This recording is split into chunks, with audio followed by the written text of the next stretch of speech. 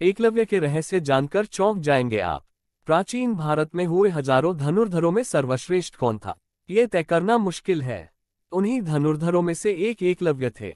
एकलव्य को कुछ लोग शिकारी का पुत्र कहते हैं और कुछ लोग भील का पुत्र। कुछ लोग ये कहकर प्रचारित करते हैं कि शूद्र होने के कारण एकलव्य को गुरु द्रोणाचार्य ने शिक्षा नहीं दी थी, लेकिन ये सभी बातें गलत है। कौन थे एकलव्य? एकलव्य को लेकर समाज में बहुत तरह की भ्रांतियां इसलिए है क्योंकि लोग महाभारत और पुराण पढ़ते नहीं और जिसने जो लिख दिया उस लिखे हुए की बात को ही सत्य मानते हैं। एक झूठ को जब बार बार प्रचारित किया जाता है तो वह सत्य ही लगने लगता है। सत्य को जानने के लिए तर्क को अलग रखकर धैर्य का परिचय देना होता है। सभी ने महाभारत की इस कथा को तोड़ मरोड़कर अपने अपने तरीके से लिखा। दरअसल महाभारत का संपूर्ण प्रपंच श्री कृष्ण की इच्छा से संचालित होता है। पांडव पक्ष के सभी वरिष्ठ लोगों ने अर्जुन को बचाने और उसे महान बनाने के लिए हर तरह का भेद और प्रपंच किया। यदि गुरु द्रोण ने एकलव्य से अंगूठा मांग लिया था तो उसके पीछे भी श्री कृष्ण की ही इच्छा थी।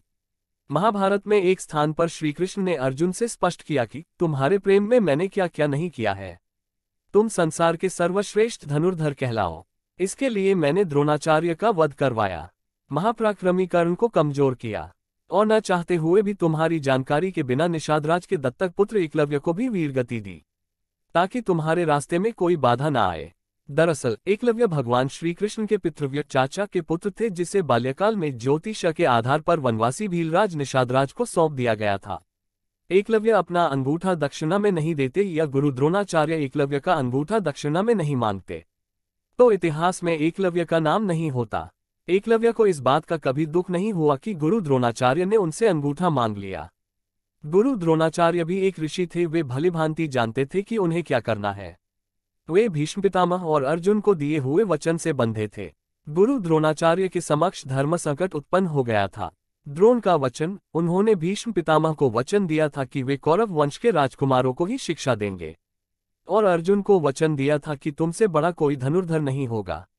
गुरु द्रोणाचार्य ने यह नहीं कहा था कि मैंने किसी शूद्र को शिक्षा नहीं देने का वचन दिया है, लेकिन इस घटना को कुछ लोगों के समूह ने गलत अर्थों में लिया और उस अर्थ को बढ़ा चढ़ाकर प्रस्तुत करके समाज में विभाजन किया। इस सामाजिक विभाजन को हवा देने वाले संगठन भी कौन है ये सब जानते हैं।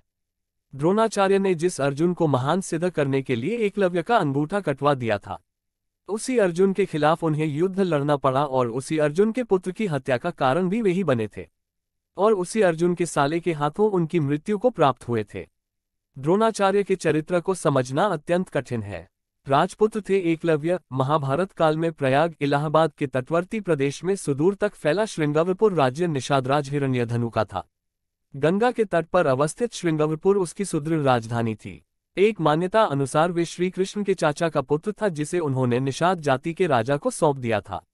उस समय श्रृंगावरपुर राज्य की शक्ति मगध, हस्तिनापुर, मथुरा, चेदी और चंद्री आदि बड़े राज्यों के समान ही थी। निषादराज हिरण्यधनु और उनके सेनापति गिरिवीर की वीरता विख्यात थी। राजा राज्य का संचालन अमात्य मंत्री परिषद की सहायता से करता था। द्रोण भक्त एकलव्य निषादराज हिरण्यधनु के पुत्र थे। उनकी माता का नाम रानी सुलेखा था। उल्लेखनीय है कि निषाद नामक एक जाति आज भी भारत में निवास करती है। एकलव्य न तो भील थे और न ही आदिवासी, वे निषाद जाति के थे। इस बात का खुलासा होगा आगे। गौरतलब है कि महाभारत लिखने वाले वेद व्यास किसी ब्राह्मण क्षत्रिय जाति से नहीं थे, वे भी निषाद जाति से थे, जिसे आजकल सबसे पिछड़ा वर्ग का माना जाता है। महाभारत के आदि पर्व में एकलव्य की कथा आती है। धृतराष्ट्र, पांडु और विदुर की दादी सत्यवती एक निषाद कन्या ही थी। सत्यवती के पुत्र विचित्रवीर्य की पत्नियों ने वेदव्यास के नियोग से 2 पुत्रों को जन्म दिया और तीसरा पुत्र दासी का था। अंबिका के पुत्र धृतराष्ट्र, अंबालिका के पुत्र पांडु और दासी पुत्र विदुर थे। एकलव्य को क्यों कहा जाता है एकलव्य? प्रारंभ में एकलव्य का नाम अभिद्युम्न रखा गया था। प्रायः लोग उसे अभय नाम से ही बुलाते थे। 5 वर्ष की आयु में एकलव्य की शिक्षा की व्यवस्था कुलीय गुरुकुल में की गई। यह ऐसा गुरुकुल था जहां सभी जाति और समाज के उच्च वर्ग के लोग पढ़ते थे। एकलव्य का जिस तरह चित्रण किया जाता है वह उस तरह के नहीं थे। वे एक राजपुत्र थे और उनके पिता की कौरवों के राज्य में प्रतिष्ठा थी। बालपन से ही अस्त्र शस्त्र विद्या में बालक की लय, लगन और एकनिष्ठता को देखते हुए गुरु ने बालक का नाम एकलव्य रख दिया था। एकलव्य के युवा होने पर उसका विवाह हिरण्यधनु ने अपने एक निषाद मित्र की कन्या सुनीता से करा दिया।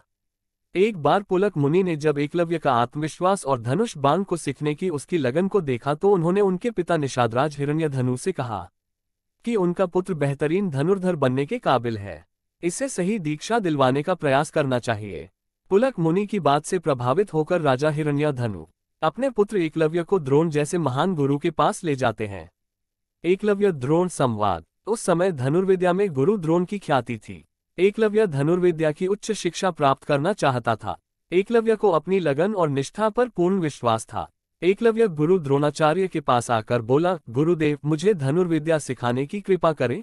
तब गुरु द्रोणाचार्य के समक्ष धर्म संकट उत्पन्न हुआ, क्योंकि उन्होंने भीष्म पितामह को वचन दे दिया था कि वे केवल कौरव कुल के राजकुमारों को ही शिक्षा देंगे और एकलव्य राजकुमार तो थे लेकिन कौरव कुल से नहीं थे, अतः उसे धनुर्विद्या कैसे सिखाऊं।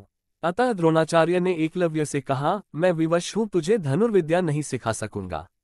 एकलव्य घर से निश्चय करके निकला था कि वह केवल गुरु द्रोणाचार्य को ही अपना गुरु बनाएगा। द्रोण की ओर से इनकार करने के बाद हिरण्यधनु तो वापस अपने राज्य लौट आए, लेकिन एकलव्य को द्रोण के सेवक के तौर पर उन्हीं के पास छोड़ गए। द्रोण की ओर से दीक्षा देने की बात नकार देने के बावजूद एकलव्य ने हिम्मत नहीं हारी।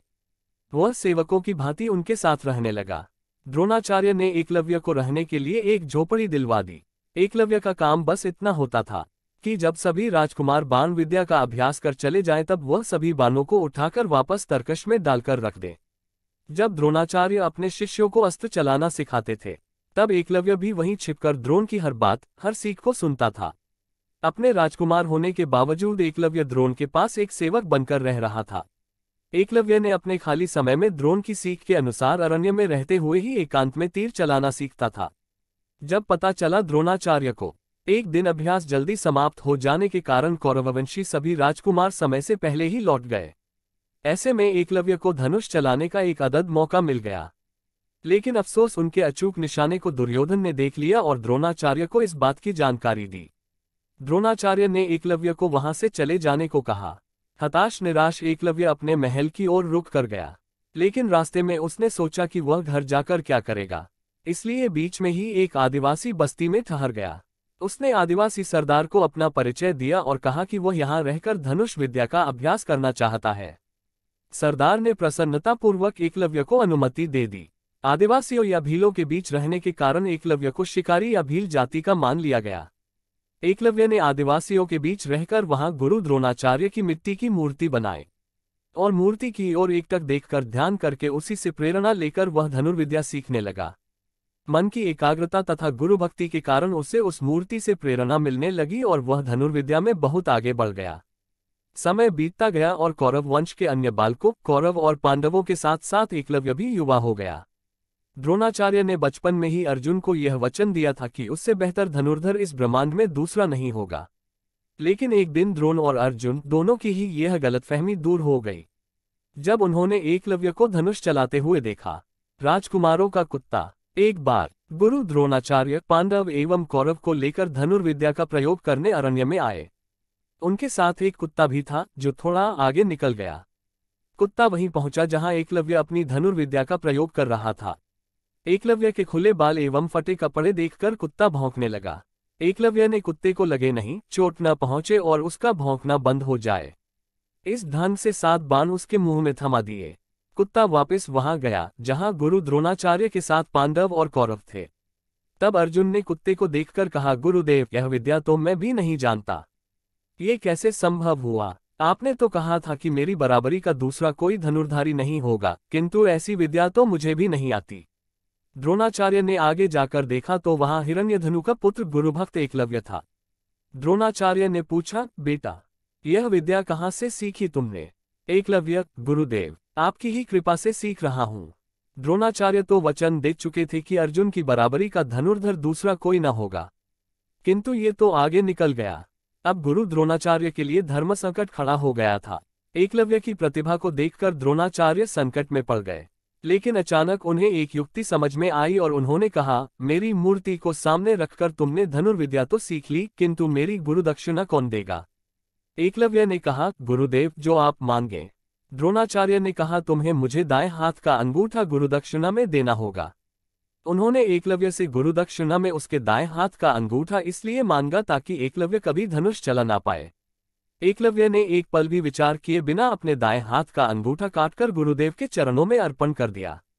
धन्य है एकलव्य जो गुरुमूर्ति से प्रेरणा पाकर धनुर्विद्या में सफल हुआ और गुरु दक्षिणा देकर दुनिया को अपने साहस, त्याग और समर्पण का परिचय दिया। आज भी ऐसे साहसी धनुर्धर एकलव्य को उसकी गुरुनिष्ठा और गुरुभक्ति के लिए याद किया जाता है। इस संवाद को इस तरह समझे। एकलव्य द्रोणाचार्य संवाद। द्रोणाचार्य किसके शिष्य हो? एकलव्य गुरु द्रोणाचार्य का। द्रोणाचार्य किंतु मैंने तो तुम्हें कोई शिक्षा नहीं दी। एकलव्य किंतु मैंने तो आप ही को गुरु माना है। द्रोणाचार्य किसके पुत्र हो? एकलव्य निषाद राज भिल्ल राजा का। द्रोणाचार्य कौन? वह जरासंध की सेना का सेनापति। एकलव्य जी हाँ गुरुदेव। द्रोणाचार्य इतनी योग्यता प्राप्ति के बाद तुम कहाँ जाओगे? एकलव्य मैं अपने पिता के साथ जरासंध की सेना का नेतृत्व करूंगा। द्रोणाचार्य तुम ये जानते हो जरासंध मानवता का शत्रु है, नर पिशाच है। एकलव्य जी गुरुदेव मैं फिर भी वहीं जाऊंगा। द्रोणाचार्य ओह तुमने मुझे गुरु माना है तो तुम्हें मुझे गुरु दक्षिणा देनी पड़ेगी। एकलव्य मैं तैयार हूँ। द्रोणाचार्य अपने दाएं हाथ का अंगूठा मुझे दे दो। एकलव्य जो आज्ञा। एकलव्य वैसा ही करता है। इसके बाद जाते समय गुरु द्रोणाचार्य ने एकलव्य को दाएं हाथ की तर्जनी और मध्यमा 2 अंगुलियों को दिखाते हुए संकेत दिया कि बाण 2 अंगुलियों से भी चलाया जा सकता है। यदि युद्ध में अंगूठा कट गया तो क्या युद्ध स्थल छोड़कर भाग जाओगे? परिणाम एकलव्य ने पुनः अभ्यास किया और पुनः पूर्ववत दक्षता प्राप्त कर ली। प्रश्न यही उठता है कि अंततोगत्वा अंगूठा कटवाने का उद्देश्य क्या रहा? तो इसके समाधान हेतु ये समझना होगा कि वह किसका पुत्र था। वह निषाद राज भिल्ल का दत्तक पुत्र था, जो कि जरासंध की सेना का सेनापति था। वह जरासंध जो कि अत्यंत अत्याचारी, क्रूर एवं श्रीकृष्ण का शत्रु था। उसने अपने बल से आसपास के कई राजाओं को बंदी बना लिया था। ऐसे में उसकी क्षमता में वृद्धि होने का अर्थ है मानव जाति के लिए संकट को बढ़ाना। इसीलिए उसका अंगूठा कटवाया। अर्जुन ने युद्ध में दिव्यास्त्रों का प्रयोग नहीं करने का संकल्प लिया। ऐसे में उस कुरुक्षेत्र में लौकिक शस्त्रों में अर्जुन से अधिक ज्ञाता व सामर्थ्यशाली स्वयं भगवान कृष्ण थे, और दूसरे थे एकलव्य। एकलव्य अपने गुरु द्रोणाचार्य के प्रति क्रोध का भाव रखते हुए कौरवों के पक्ष में लड़ा, जबकि वह जिस सेना का सेनापति बन सकता था वह थी जरासंध के पुत्र की सेना जो कि पांडवों की ओर से लड़ा था। इसीलिए युद्ध प्रारंभ होने से पूर्व योगीराज कृष्ण ने उसे युद्ध के लिए चुनौती दी और उसे वीरगति प्रदान की। आधुनिक तीरंदाजी के जनक कुमार एकलव्य अंगूठा बलिदान करने के बाद पिता हिरण्यधनु के पास चला जाता है। एकलव्य अपने साधनापूर्ण कौशल से बिना अंगूठे के धनुर्विद्या में पुनः दक्षता प्राप्त कर लेता है। आज के युग में आयोजित होने वाली सभी तीरंदाजी प्रतियोगिताओं में अंगूठे का प्रयोग नहीं होता है। अतः एकलव्य को आधुनिक तीरंदाजी का जनक कहना उचित होगा। पिता की मृत्यु के बाद एकलव्य श्रृंगबेर राज्य का शासक बनता है और अमात्य परिषद की मंत्रणा से वह न केवल अपने राज्य का संचालन करता है बल्कि निषाद जाति के लोगों की एक सशक्त सेना और नौसेना गठित करता है और अपने राज्य की सीमाओं का विस्तार भी करता है। यादव सेना को हराया था एकलव्य ने। एकलव्य अपनी विस्तारवादी सोच के चलते जरासंध से जा मिला था। जरासंध की सेना की तरफ से उसने मथुरा पर आक्रमण करके यादव सेना का लगभग सफाया कर दिया था। इसका उल्लेख विष्णु पुराण और हरिवंश पुराण में मिलता है। यादव सेना के सफाया होने के बाद ये सूचना जब श्री कृष्ण के पास पहुंचती है तो वे भी एकलव्य को देखने को उत्सुक हो जाते हैं। दाहिने हाथ में महज 4 अंगुलियों के सहारे धनुष बाण चलाते हुए एकलव्य को देखकर वे समझ जाते हैं कि यह पांडवों और उनकी सेना के लिए खतरनाक साबित हो सकता है। तब श्री कृष्ण का एकलव्य से युद्ध होता है और इस युद्ध में एकलव्य वीरगति को प्राप्त होता है। एकलव्य के वीरगति को प्राप्त होने के बाद उसका पुत्र केतुमान सिंहासन पर बैठता है और वह कौरवों की सेना की ओर से पांडवों के खिलाफ लड़ता है। महाभारत युद्ध में वह भीम के हाथ से मारा जाता है। आज के इस महत्वपूर्ण धार्मिक प्रकाशन को हम यहीं समाप्त करने की आज्ञा चाहते हैं। आप सबसे नम्र विनती है कि कृपया आप सब अपने अनमोल विचार हमें कमेंट बॉक्स में अवश्य लिखें। इस चैनल से आपको सनातन धर्म, हिंदू धार्मिक पुराणों, उपनिषदों, ग्रंथों, वेदों, बच्चों के लिए शिक्षाप्रद, मोटिवेशनल, नैतिक शिक्षा, बोध कथाएं, पौराणिक कथाएं इत्यादि और हिंदू देवी देवताओं से संबंधित ज्ञान और नई नई जानकारी प्राप्त होगी। ये चैनल ज्ञान का खजाना है जो अधिकांश ज्ञान और जानकारी प्रदान करता है जो किसी व्यक्ति के लिए खुद को सही ढंग से समझने और उनके आसपास की दुनिया को समझने के लिए महत्वपूर्ण है। जीवन के बारे में आपको जो कुछ भी जानने की जरूरत है वह इस चैनल में है, लगभग सब कुछ। इस चैनल को अपने दोस्तों रिश्तेदारों में शेयर करें और सब्सक्राइब करें। सनातन धर्म व भारतवर्ष के हर पहलू के बारे में हर माध्यम से जानकारी जुटाकर उसको संपूर्ण व सत्य रूप से आप लोगों तक पहुंचाना मेरा उद्देश्य है। यदि किसी भी विषय में मुझसे किसी भी प्रकार की कोई त्रुटि हो तो कृपया इस लेख के नीचे टिप्पणी कर मुझे अवगत करें। अच्छे विचारों को हम यहाँ प्रकाशित करते हैं। ये चैनल धार्मिक और अन्य महत्वपूर्ण जानकारियों से संबंधित चैनल है। इस चैनल का किसी भी अन्य संस्थान, कोर्स आदि से कोई संबंध नहीं है। जय श्री कृष्णा।